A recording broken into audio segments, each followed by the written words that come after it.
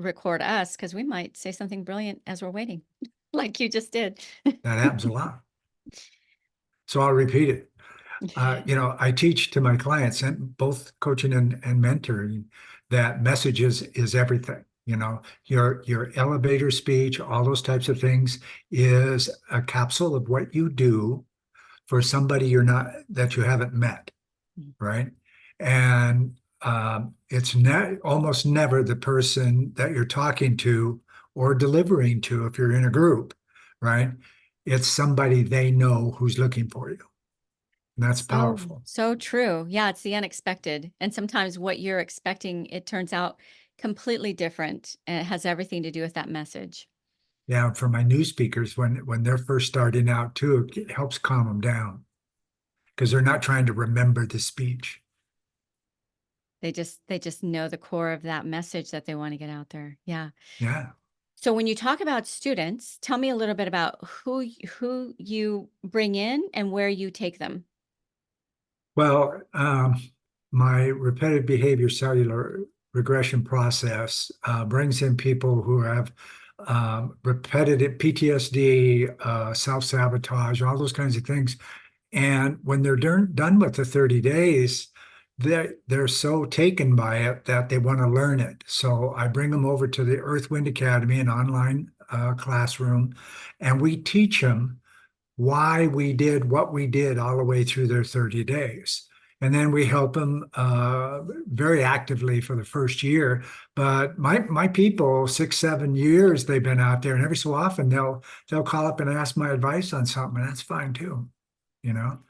And Do once in a you while, a person will start triggering and not remember what they were supposed to do. So Yep. they'll come back to their practitioner and we'll take them through a quick 30-minute session.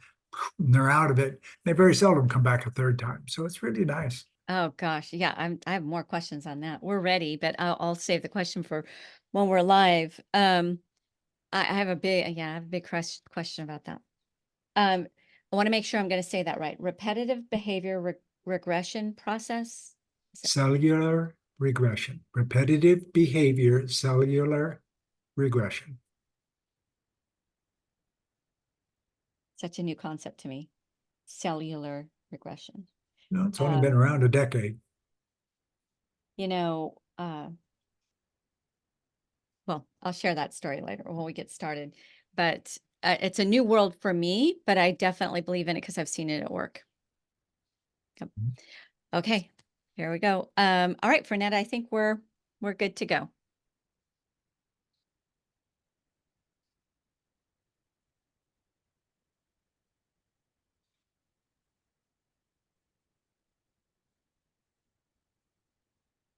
Loading.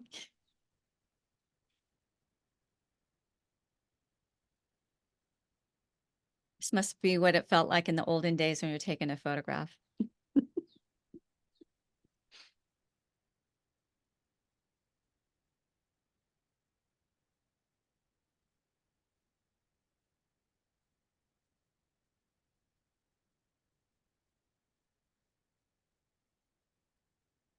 Okay, we are live. So excited to be back with Ambassador Terry Earthwind Nichols. He has so much brilliance to bring us, and we did a whole podcast episode on the SpeakPact podcast. He is a huge supporter and a big part of our launch of this show. So now we're bringing you some of his highlights live. And the chat is being monitored. If you have any questions, pop them in there and we will address whatever road you want to go down. We will go down that road with you. So welcome, Ambassador Terry Earthwind Nichols. I'm so glad you're with me. I'm so glad to be here. Okay. I do this a lot where I'm the interviewer. Now I'm getting interviewed and it's exciting. I really enjoy it. And I enjoy our time together too. So it makes it even a bigger delight. It's never enough time, is it? Because we have so many things that we want to dive into. What I'd love to dive into just right off the bat is how you are able to really captivate an audience in different ways than is kind of textbook, right? So when we get on a stage as a speaker, we have some sort of impact that we want to leave. We have some sort of connection that we want to make with those people that are out there. They're there because there's something they want to walk away with. How do you tune in to the audience and really give them that connection with you so that the information that you share sticks? What a way to start out. Um, Let's just dive right in. yeah, when my business partner, wife, and I back in 2012 decided to come into the coaching and mentoring world and make money at it, we went out and we found what we would consider the best of the best at what they do.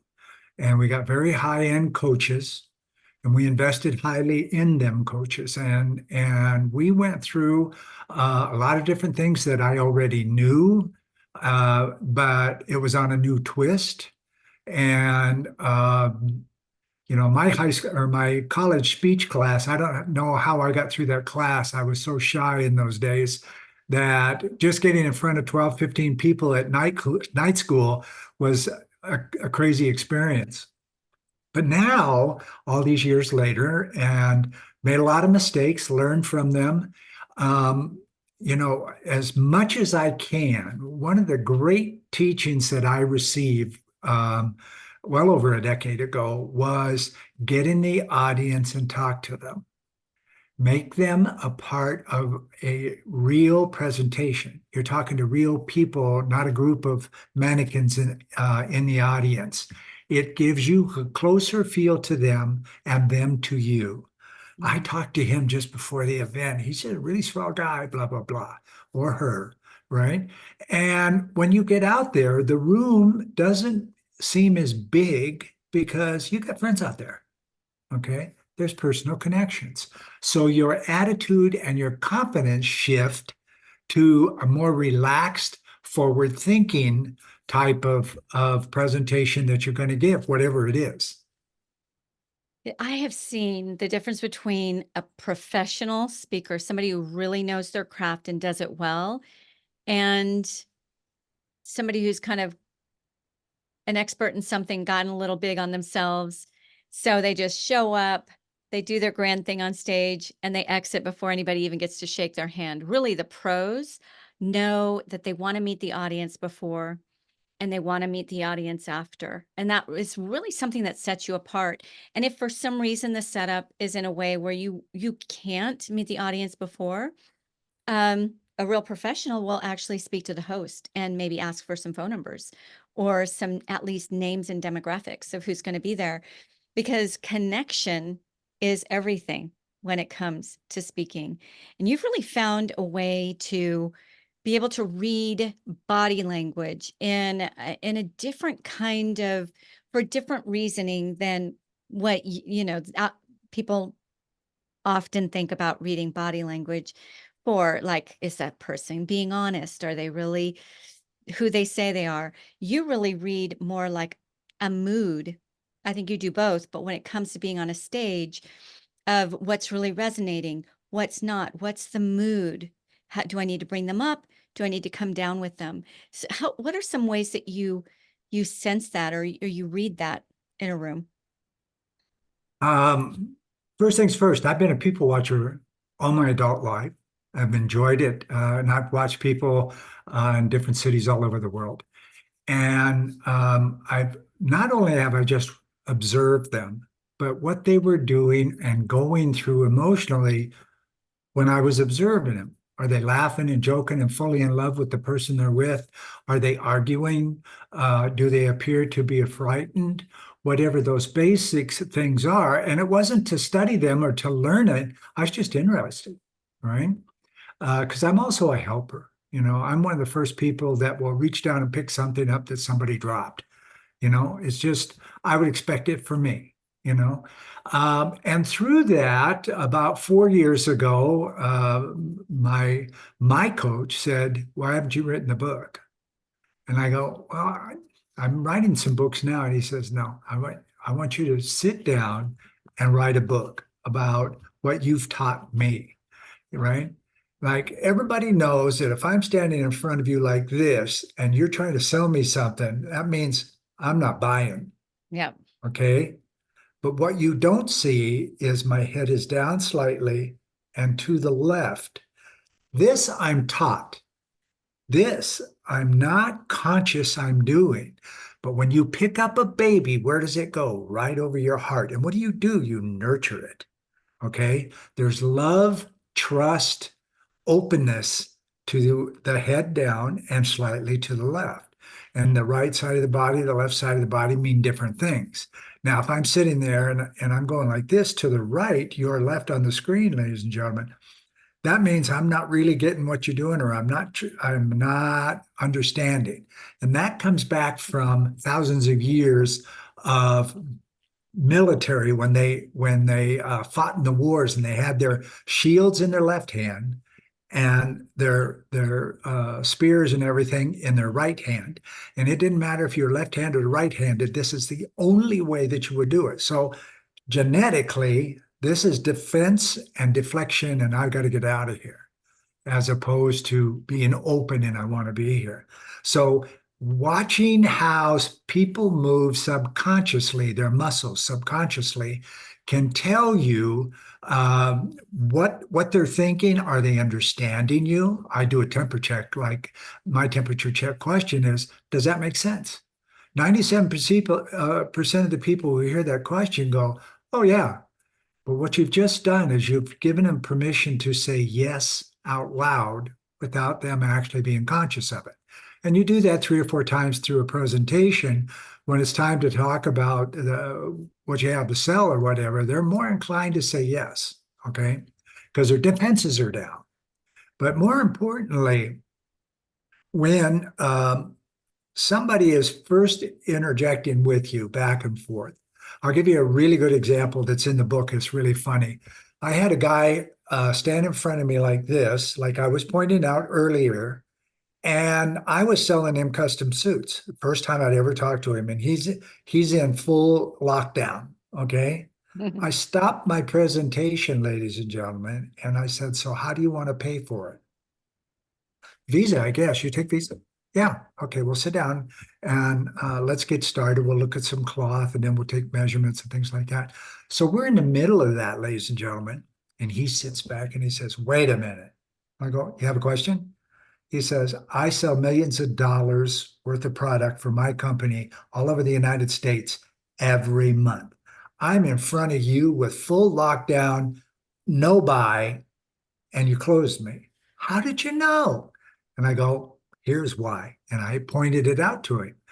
And he thinks for a second. He goes, well, I'll be. Okay, so where are we? And he spent a couple of $1,000s in the late 1990s, a couple of $1,000s for a couple of suits. It's pretty good.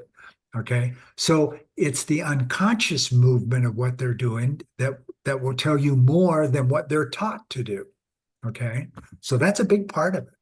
That's all in my book. I write books that are thin. You can get on a plane in Washington, D.C., fly to Atlanta, read the whole book, go back, call your salespeople and tell them all to buy the book. And it comes in Kindle too, so you can keep it on your phone and for reference, right?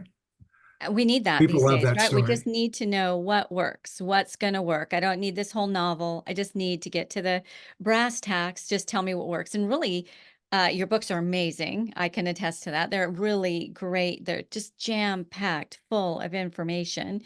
You can get them in like he said, um, digital version or physical version. But what's nice is you don't have to read a whole manual to get what's really going to make a big difference. Actually, what you just said right now, I'm going to put to the test the next time I'm in front of people. If they start leaning their head to the left, then, ooh, I'm resonating. They're getting me. If they start leaning to the right, I'm like, okay, I'm losing them somehow. Let me dial it back. Let me figure out how I can bring them back at least to center, if not all the way over to left. So Ask that them the is, short question, does that make sense? And it connects them, connects you mm, to them, because now they have to really understand or not understand. It's powerful. question, only a couple of words. Wow. See?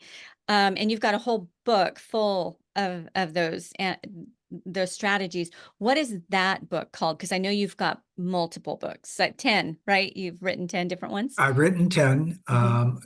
Profiling for Profit, What Crossed Arms Don't Tell You, is my number one seller. It's been sold in 5 countries over the last 6 years. It's done well.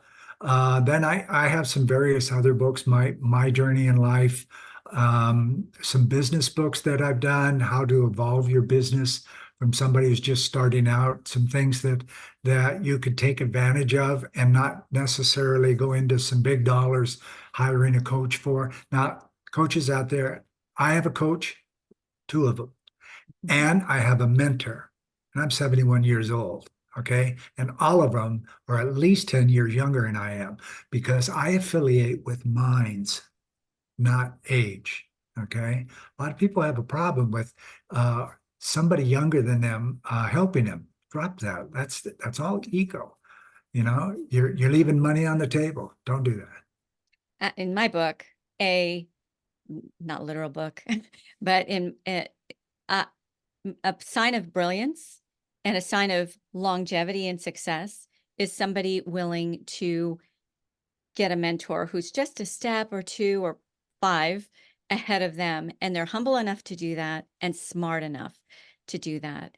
Um, Ladies and and do gentlemen, I'll your give you a homework. perfect example about that. I have 3 mentees right now that are not or haven't ever been in any of the industries I've ever been in with them. So what happens is I have a customer's set of eyes to help them. Okay. I see things from a different angle than they do or somebody in their industry would. So that's a big advantage for people who are looking for a mentor. They don't have to be senior in your company, although that's nice. But like I say, a mentor you trust completely because they're going to know more about you than your spouse a lot of times. I know I do. And number two, they want to help you. They don't have an agenda. Okay. I'm going to make you the best salesman of your company. That's an agenda. I'm going to help you be the best salesman you can be no matter where you are. That's a mentor. Hmm. Right. And I love this. You said you should trust them. You definitely do your homework. There's a coach on every corner these days, especially since the great exodus from corporate. And just because I say they're a mentor or a coach doesn't mean that they really have what it takes to get you to the next level. So always make sure that they have done what they are bringing you through to do. And I see this in the speaking world all the time. There are a lot of speaking programs out there, and people get starry-eyed and just so excited. And honestly, it's, a person who may have just taken a course themselves or did somebody's program, and then they're just kind of regurgitating it. Just make sure that they have really walked the walk and talked the talk, and that they have paid their dues, had the ups and downs, and they can help you avoid some of those just from their own experience. And they've got a good track record, because a good mentor, it's like a good parent, will take you beyond where they have ever been. But it has to be someone who understands the pitfalls of the downs and also the pitfalls of the ups, right? We all have, hopefully, if we're in the business world, and this audience are all high achievers, have had growth pains where all of a sudden we have a boom in our business or our speaking world, and we're traveling more than we thought we were anticipated traveling in a particular year. There's somebody can really help you navigate those changes without them creating problems. So success is beautiful, but success done wrong can be pretty disastrous. Well, I'm going to just say, for every speaker, especially every speaker in my circle, in my world, you definitely need profiling for profits. And the reason why I say that is because reading your audience, understanding what's really resonating with them and connecting with them, that is the only way that you will convert them from somebody sitting in a seat listening to you speak to somebody who's going to follow you to the ends of the earth because they know you can get them to that next level in their journey. How much can you actually accomplish in a 45-minute or 90-minute talk, right? Only so much. You might be able to give them some key concepts, some ideas that they can germinate, but for them to really take action and make lasting change, they need to go some other levels with you. Whatever that might be, buy your book or listen to your podcast or join your program, whatever it might be. To me, a talk is never a one-off if you're really in it for the impact. It is always about the journey, not the one talk. And being able to read people is a big part of that. Understanding where you're losing them, understanding where you're really engaging them. That's just one anecdote, one strategy that you gave us of many. And that one alone is is so actionable. I could go out tomorrow and implement that. So let's just say you start seeing people that you're losing them, right? Other than asking them that question to sort of bring them back to center, what are some other things that you do if you feel like, oh gosh, I'm the speaker at the end of the day, everybody's tired, they just had their lunch, whatever it might be. What can you do? What are some things that you can do to re-enliven the audience? And then what are your cues when you know, I've got them back. We're good. Again, knowing your audience, right? And remembering something of high value to one or more people in the audience. And you speak about that first. That's your opener, right? Because then they're going, oh, oh, this is what I'm here for. I told him about that.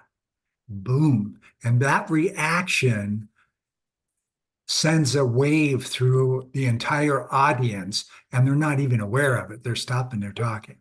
They're on their phones and they look up, put the phone by, what did he just say? Right. And I don't correct jokes at the beginning. I'm not a comedian. I don't get paid for that. You know, once in a while, I'll do something funny, but it's because I know most of the audience will react to it as funny. If I don't know, I never do it. Okay, because it will fail, and then you've lost your audience. They go, "Oh, here's another knucklehead. Let me When check you my try to when you email." try to when you try to force humor, is that what you're saying? Yeah, Yeah. yeah, because they know it. You know, Yeah. I've They sat can out in the stand it. audience before, and a big name speaker come out on stage and open up with a joke, and not that many people in the audience said anything. They most went, "Oh," like that's a no, man. If they laugh, they laugh, but if they go, "Oh," that's bad news, you know. Right. And now you've got to be really good to get your audience back because you just failed. So that can be a learning lesson or it can be a learning lesson. Okay. Why do I say it that way? There is no fail until you stop. So whenever something happens to you, you learn from what happened. And when it goes right, everything can't be more perfect. You stop and analyze that as well. How can I reproduce it? Okay. So you learn or you learn. I think if more people got that, they wouldn't fear quote unquote failure quite so much, right? That every time you have an up, it's a learning. It's okay, this worked. This all, aligned, everything worked. Every time you have a down, it's a learning because okay, maybe we shouldn't go this direction or my audience just isn't ready for this. So if you look at it like that instead of successes and failures, learning and learning, that is changes the whole narrative within you, and you don't fear any of the journey, any of the cadence of a career. The highest, most successful speakers have had bombs, right? Well, it was learning. It was something that they know that they won't repeat. Or now they've got strategies that should that thing happen again, they know how to rebound a little bit stronger and a little bit better.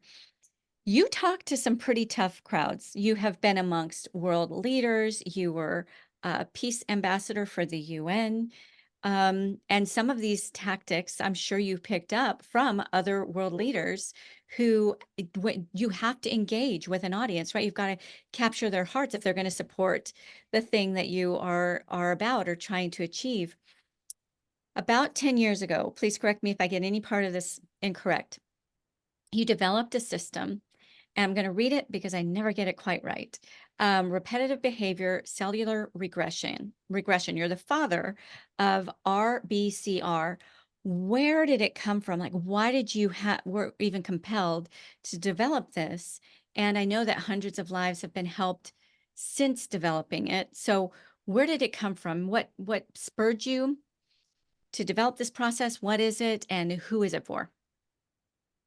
Well, thank you for that.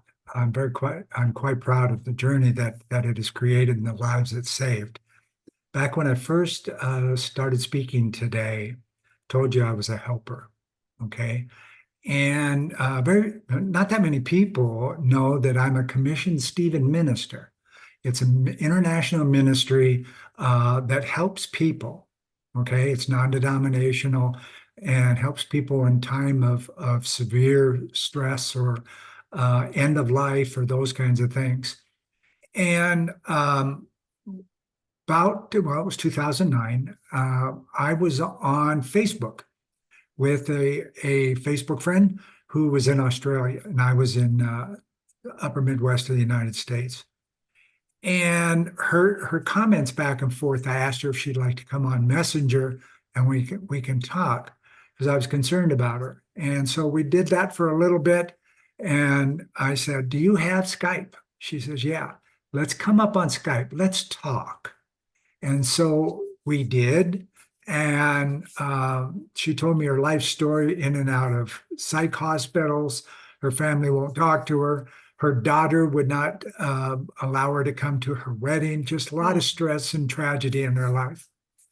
And so, as a minister, I would help her as I could reflect on it, what she's thinking at any one time. We would get so far all the time. This was every week we did this for about an hour, hour and a half. And we get so far and it would just stop. We couldn't go further. And one night, after we've been doing this for over a month, one night, I just got a hunch came from nowhere. Now, I know the number one sense of your five senses to trigger memory recall is sight. Okay. So I asked her, "Do me a favor, let's try something. I don't know where it's going to go, but it just might work." And she says, "Okay, let's do it," because she trusted me a lot at that point. So she closed her eyes, and I said, not counting where you are in your apartment right now, just go back to a memory, any kind of memory where you smell something, and tell me where you are, how old are you, and what you smell, nothing else. And she did. And when we got back there, I started asking her to use her five senses to go through the memory without the story of the memory or the tragedy of the memory, because usually they bring up a bad one. Okay, and I assured her that there are no good memories, there are no bad memories, they're just memories. Mm-hmm. How we react to them is everything, because we're all born with the already established personality. And as we age, we become witness to various stimuli in this world that will affect the way we react and act to it. And that's really how we learn. So we got through that. I started working with her a couple of hours almost every day for about 3 months. And we found an amnesic-like memory. She didn't have any memory of it until we found it. Of a situation that happened to her when she was only a year old, okay, of high emotional value. And what happens to her then. She has no speaking skills, so she can't tell mom and dad this just happened and Right. scared her to death. And so there's a thing in our bodies. It's a protection system called amnesia. When you cannot process something of high emotion, it blocks it for you. It blocks off the neural pathway that you were using back to that area of your brain, which also blocks all the other memories to that area of your brain. And as you get older, we go through the terrible twos and the wisecracker liar fives and all of those kinds of things. Your amnesia gets craftier and craftier about how to deflect. Okay. So by the time you get up to adult age, when you get triggered, you know you triggered, your body knows you're triggered, but it doesn't know that it was a bad trigger or a good trigger. It's just a trigger. But the deflection system says, okay, make sure that I protect that memory you don't want to remember. I'm going to make you wear this over and over and over again. The more you do it, the more excited you get. The amnesia doesn't know if it's good or bad, so it keeps you going. So you have this thing that won't shut off in your head when you get triggered. Now, our process using the five senses, we go back here to the base of the brain where the five senses are, using a new roadway back there. And we literally work our way forward from there. So when we get to the area of this blocked memory, we're walking in the back door of it where it's not being protected. And here's where the key to this whole thing really took off. You're not scared. You're just there. You're calm, you know, and you see what happened, and you get to chew them out verbally. Can't throw things, can't do anything. Just work out all of this anxiety for all these years of suffering. So she did, and then we came back to present, and we followed that for a couple of months, and she had no triggers. Her mental state had stabilized. She was back in with that original personality she was at 1 year old, and it was an amazing thing. And so I started writing down what all I did in case I can do it again. But that's how it was born, just helping somebody. It was something that came to mind based on me watching murder mysteries and all those kinds of things and remembering what was going on. So I knew about the senses. Taste is huge too, but we won't go into that today. So that's where this process came from.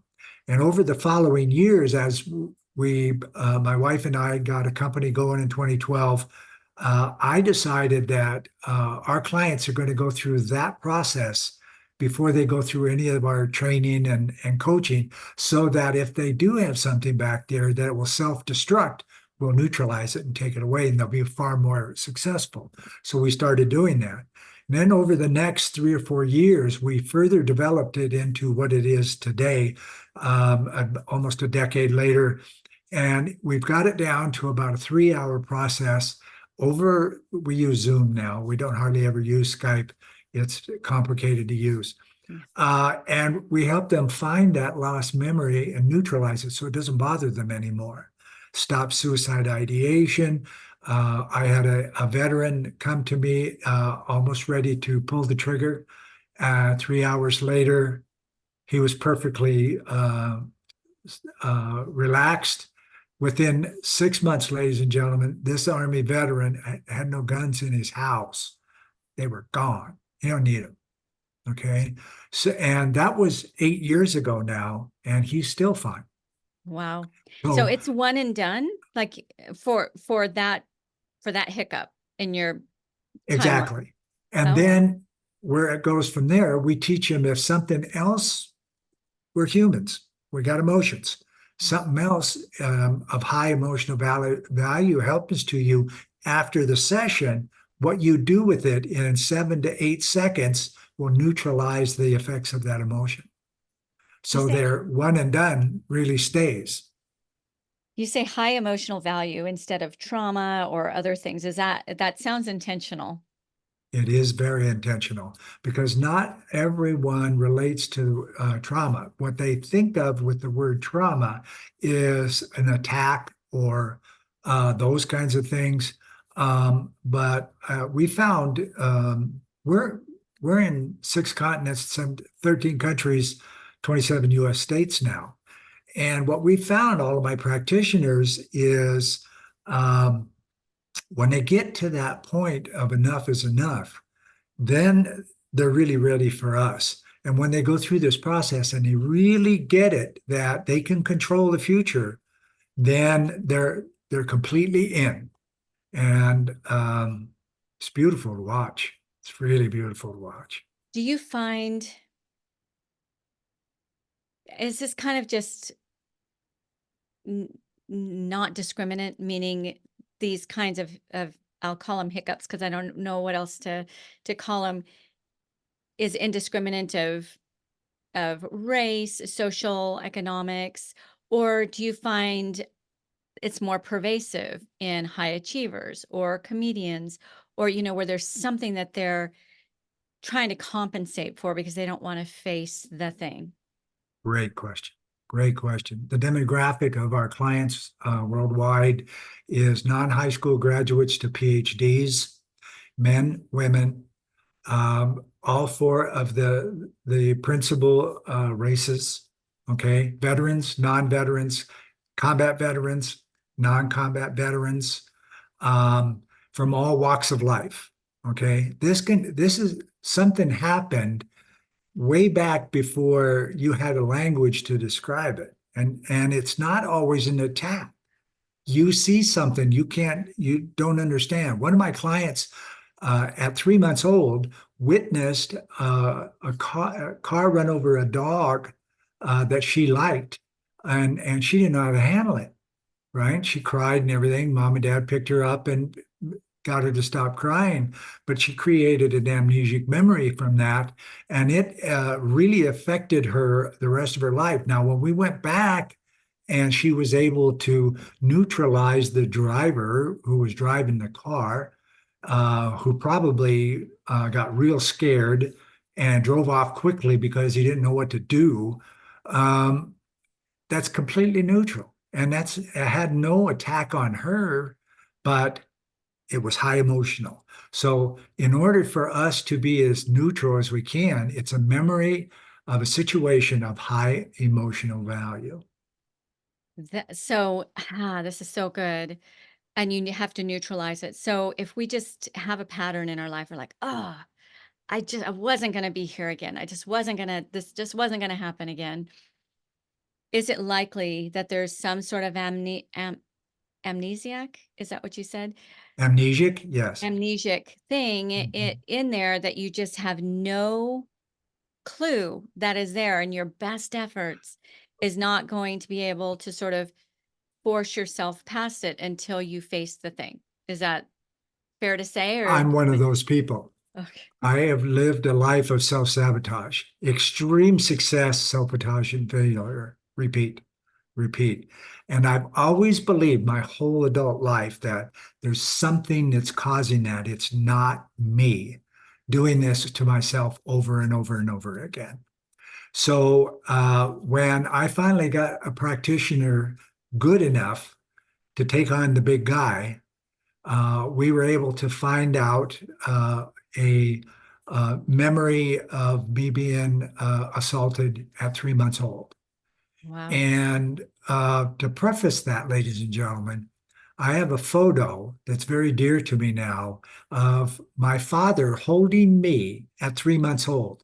And I absolutely would not believe that that was me, would not believe that was me because that photo was taken before the assault. Mm, So it was locked away. So after we opened it all up and we were ready to be there, I not only recognized the fact that I was in my dad's arms, I could feel it, mm. but I knew that my aunt took the picture. Wow. My aunt And you're took the three picture. months, 3 months old, And or you can't it's see my aunt in that photograph because wow. that was 1953, folks. There was no selfies. Okay. So yeah, and because it has no boundaries, We're constantly seeing something. Now, there's a master practitioner and myself are talking to two different people who lost their hearing after the birth of a child. And they can find no physical reason why that happened. So they're considering going through our CR process as an example to see if we can find what caused the loss and give them back their hearing. Whoa, would that be a biggie? That Another would one be that's been a real amazing surprise to us is a lifelong alcoholic. Went to 5 AA meetings a week because he needed to be there. They needed this support. When he went through the CR process and found out what had happened to him, it wasn't to him, he observed it. Okay. He goes to AA once in a while to help other people. He don't go there for himself anymore. wow. And this has been 7 years now. So One and this done. is That's what's powerful. so fascinating. Mhm. Yeah, one and done. And it's likened to me, my applied kinesiologist, my chiropractor, right? If you go in with a sore knee or an elbow that keeps going out or what have you, he can say, "Oh, at 7 years old, did you have an accident? Oh yeah, I fell off my bike." And or sometimes it can be an emotional uh I don't want to say trauma. I want to say what you said. High emotional, high emotional value incident. Mhm. Yep. And I'm just like, how can you even know that? It's because your cells have memories. You may not have those memories, but your cells have memories. So that's on the physical side. You're talking more about the emotional, the spiritual, but it's all related, right? We're so incredibly made that one thing can't happen without affecting the other. So let's talk a little bit about stage fright. Like, why can one person get up on a stage and they're fine? They're just themselves. It's just like you and me talking, and they can impart the information and it's about the audience. And another person can get on there and they can hardly remember their name. Do you think that your CR process could help somebody like that? Because for speakers and let's say high level executives, sometimes presenting has everything to do with success. Um, and accomplishing the dreams that you want for your life. Yeah, great question. The answer to that is yes. And here's why. Something happened back there that triggered your ability to maybe you were dancing as a child in the living room and somebody called you stupid or yelled at you and told you to go sit down and it affected you. Okay. So later on in life, when it's your turn to get up in front of somebody or a room or whatever, subconsciously that trauma affects you and you all of a sudden get afraid and you really don't know why. Okay. But once you find that and neutralize it, your odds of stepping up on the stage are greatly increased. Like I mentioned earlier, if you know people in the audience, it gives you confidence as well. There's my friends out there. I just met them. They're really nice people. And you step out far more confidently and more under control. Now, does it work every time? No, not really. But the more you do it, the easier it is. You know, you ought to see that my YouTube channel, my early videos. Boy, they're nasty. They're just, oh, I didn't say that, or I wasn't doing this, or whatever. Oh my God! But they were all learning experiences. You get better. That's like 500 videos ago. You know, I'm real good at them now. Well, there's a difference between honing your craft and getting better and just that crippling fear, right? What are we Mhm. afraid of? Those are just people who are there actually to hear what it is that you have to offer. Why can one person get up there and it can be all about the audience and they can impart the information as if we were sitting across the table and I was imparting it to you. And others, as soon as they see that sea of faces, it's just like shut down. They're shut. That's a physical reaction where they can't get the words out. Their brain isn't functioning in the right way. And I come across brilliant, brilliant people who their message needs to be heard. It needs to be heard. People are staying awake at night, waiting just for the solutions that they have locked up inside of them. But to get up on stage is like a nightmare that many people will not even fathom dealing with. I've heard it said time and time again that stage fright, like getting up on stage, is tantamount to like the loss of a loved one to some people. Like Mhm. it's it's it's that rejected.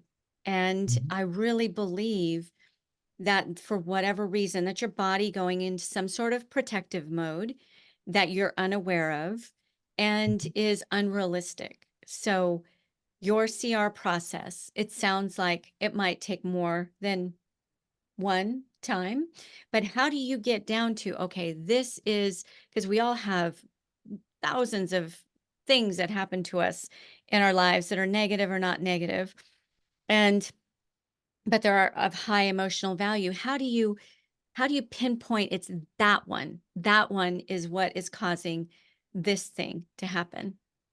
I don't. My client does.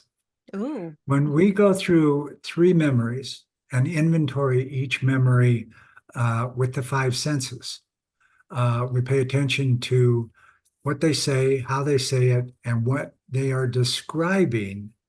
Like if you're sitting on the end of a dock at grandmother's and grandfather's lake cabin, but when you're in a memory, you smell at the lake cabin cotton candy. Maybe you do, but that doesn't add up. Or you can't remember, you remember everything to the right of you, but nothing to the left. There's a big indicator there. Something's missing. So we look for those and we make note of them. And as we go to the second memory and on to the third, we already understand approximately what's going on based on our own experience. Because all of us go through the CR process first. You can't, there's no better textbook in the world than your own life journey. Okay. So when we get to the end, we find that all those weird things add up. Like a kid molested at a carnival while she was eating cotton candy. You never know where that's going to come from, right? Or the person who can't remember anything on the left of their body, it's black. The reason why it was black is she was being sexually assaulted every day when she got put down for her nap. And they put a black curtain over the window so it'd be dark and she could take her nap. Mm. Before Grandpa left the room, they'd play secret. So you never know how this is going to come out. You just play the cards that are dealt to you and allow our subconscious to help us come back there and help them find the event that they're looking for and neutralize it. Would you say like there's always, as we wind down, because gosh, I can talk about this for another hour. This is so fascinating to me because I don't think there's one human that hasn't had something happen in their life where there's a hiccup in there that if they could just find a practitioner like you, face it, then they can go to that next level that they've just been pounding, they just hit a wall when they try to reach that next level of relationships, life, Yeah. What's liking what's really themselves. key here, what's really key here, Antoinette, is they don't know the memory. They don't know the memory exists because it's in him protected by amnesia.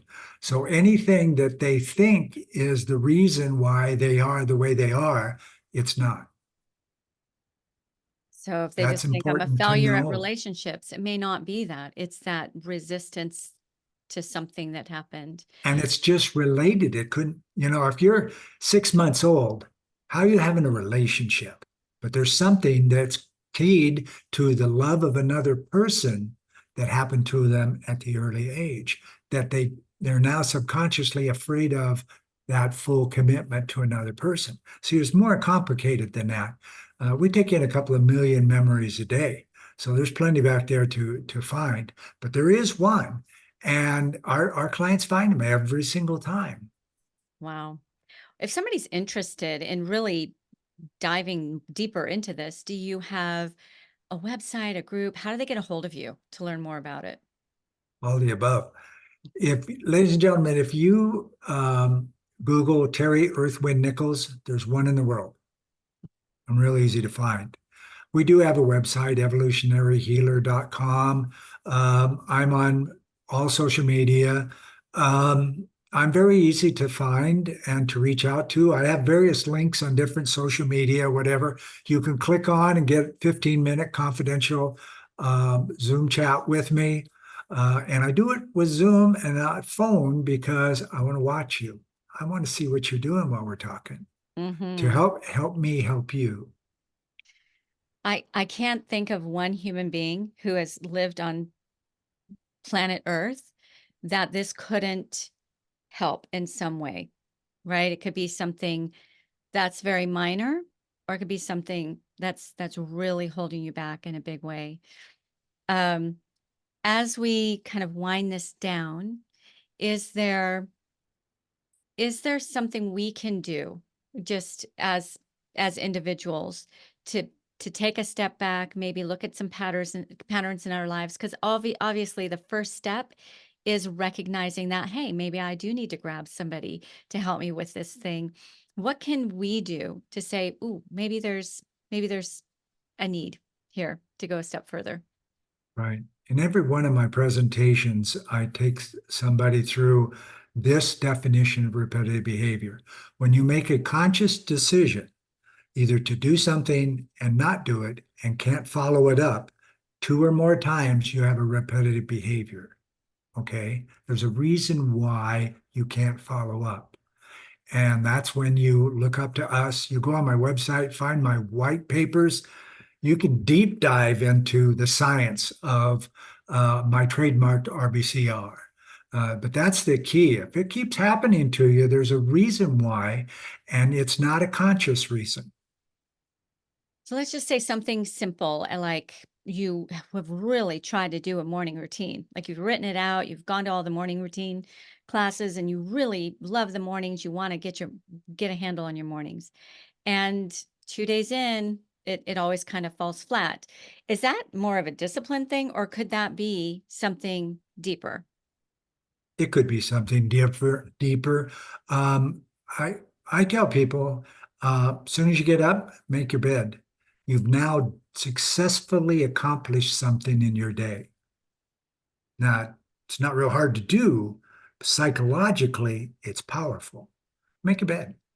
And then when you look at the mirror for the first time and the hair is all over the place and you just made your bed, you know, well, we better do something with that hair pretty quick and then start brushing your teeth because you've done something that's going to change the way you look at the day. Does it happen every day? No, but it'll help. Make a Success. bed. I Yeah. do. Success begets success. That is so simply brilliant, right? Mhm. Success begets success. And I think one of the things that happened in the lockdown is that people lost their reason to get themselves freshened up and do the thing.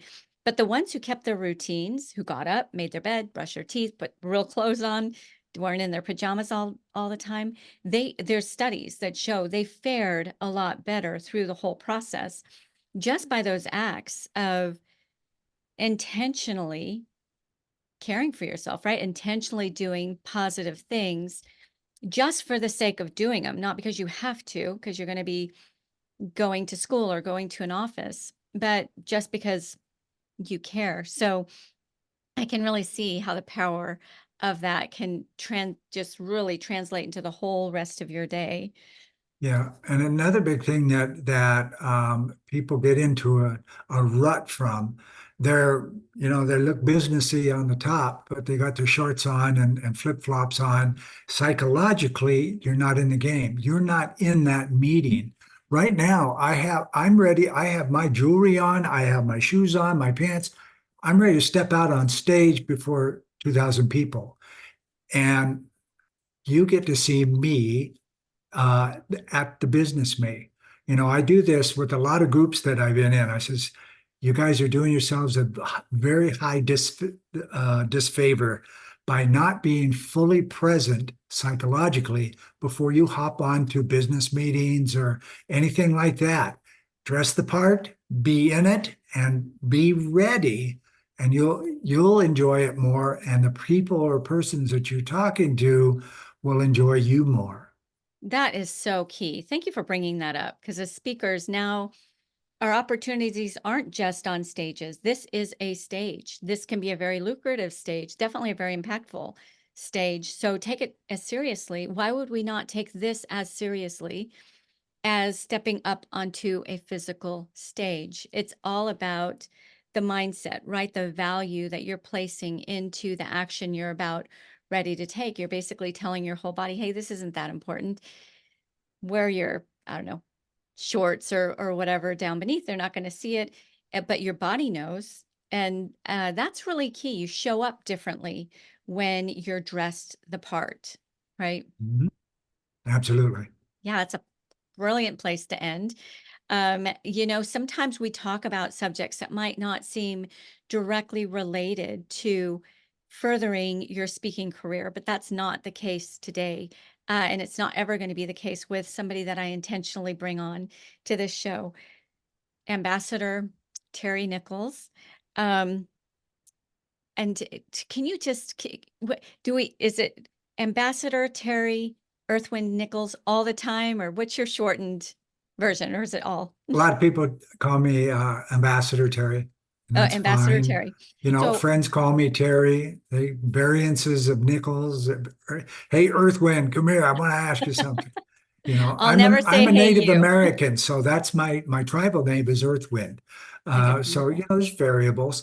If you want to go from a place of respect, if you see a title in front of somebody's name, give them the respect of saying that, like you do. You're very respectful for that, and I appreciate it. And the people that you say that to will very much appreciate you, and they're going to pay attention to you because they know you understand. Right, you've earned it. You've worked for it like a doctor. Mhm. I've had doctors tell me, "Oh, just call me, Fred or what have you." No, you earned the fact that you're a doctor. It's a hard-earned title. And so I so appreciate your service and the devotion that you've put behind the work that you do. So definitely would never take that away from you.